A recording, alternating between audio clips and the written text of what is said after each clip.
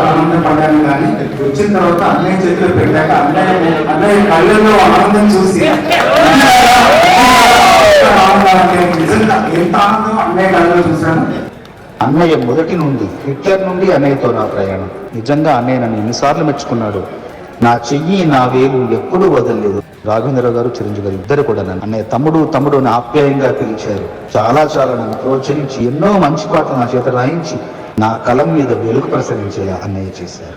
జై జై గణేశ, జై కొడత గణేశ, జయములింబు బుజ్జి గణేశ, హాయ్ హాయ్ గణేశ, అడిగేస్తా గణేశ, అభయమింబు బొజ్జ గణేశ. కొడితే కొట్టాలి రా, సిక్స్ కొట్టాలి, ఆడితే ఆడాలి రా, రఫ్ ఆడాలి, పోటీ ఉన్నా గాని గెలుపొంది తీరాలి, బాటేదైనా గాని ముందుకెళ్ళాలి, ఈ చరిత్రలో నీకు కొన్ని పేజీలుండాలి. ఎన్నో దశాబ్దాలకు పైగా ఆస్కార్ మన భారతీయ చలనచిత్ర పరిశ్రమ యొక్క కళ.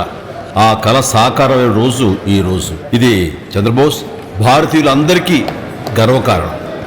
ఆ అవకాశాన్ని కల్పించిన మీ టీం లీడర్ రాజమౌళికి, అలాగే స్వరకర్త ఎంఎం కీరవాణి గారికి, మీ ఆర్ఆర్ టీంలో ఉన్న ప్రతి ఒక్కరికి మరొక్కసారి నా హృదయపూర్వక అభినందనలు.